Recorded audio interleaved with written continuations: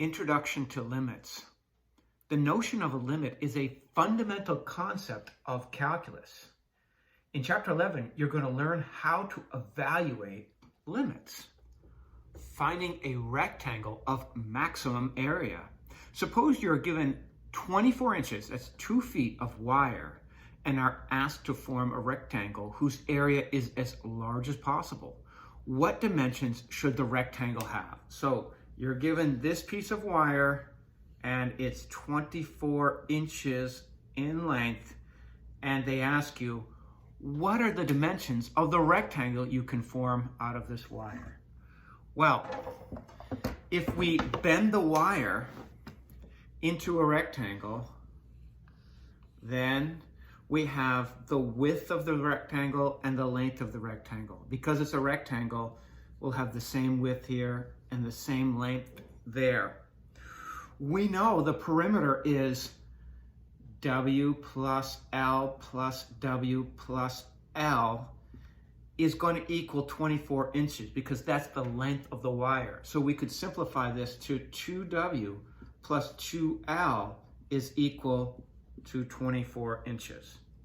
Well, if I divide each and every term by 2, this gives me W plus L is equal to 12. And it follows that if I solve for L by subtracting W from both sides, L is equal to 12 minus W. Why is that important? Because we know the area of this rectangle is length times width. And if I want to write it all in terms of W, I can make this substitution. L is equal to 12 minus W. So anytime I see an L, I can write 12 minus W. If I distribute that W out, and I get area is equal to 12W minus W squared. And so now I have an area as a function of W. So I could say area as a function of W is 12W minus W squared. If we consider A is equal to 12W minus W squared, and we experiment with the independent variable, clearly, if A is a function of W, then W is the independent variable, acting like X, and A is acting like Y, independent, dependent. So if we pick values of W, we can observe the changes in A. Remember, W is width, A is area. So I just put values from 5.0 to 7.0, and look what happened to the A. A depends on W. When we put in a 5.0 for W, I got 35.0 for the area, pretty big area. 5.5, up, the area went up. 5.9, the area went up to 35.99. At 6.0, the area was 36. And then when I increased W more, the area started decreasing to 35.99, then 35.75, then 35.0. If you graph this, of course, this is a quadratic equation with a negative lead coefficient. So it's this parabola shape pointing down. And the maximum point here is 636. How would we write this in limit notation? We'd say the limit as W approaches 6. Sorry, let me fix that better. The limit as W approaches 6. Well, why do I say that? Well, look at my W.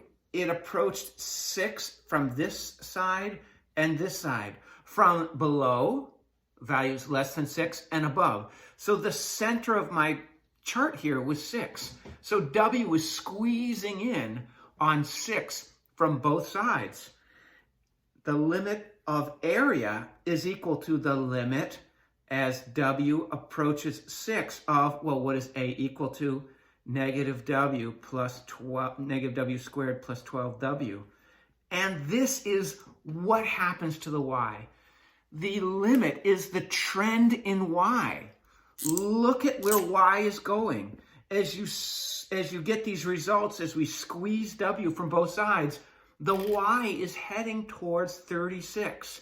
So we'd say that the limit here is 36.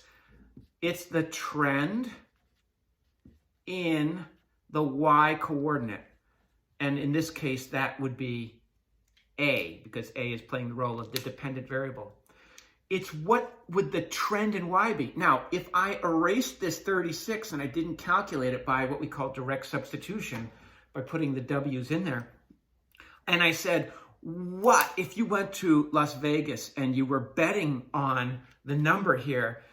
Just look at the trends, 35, 35.75 or 35.8, 35.99.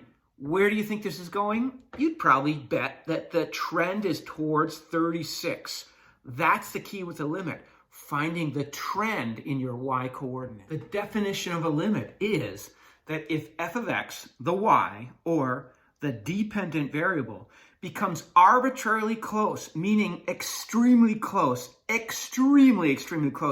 to a unique number L, so L is a number, as x, the independent variable, approaches c, another number, from either side, then the limit of f of x as x approaches c is L. And this is written, limit f of x approaches c is L. That means as x approaches this number, now c represents a number, it can be any number, as x approaches c from both sides, so x values squeeze in on one particular c value, we watch what happens to the y.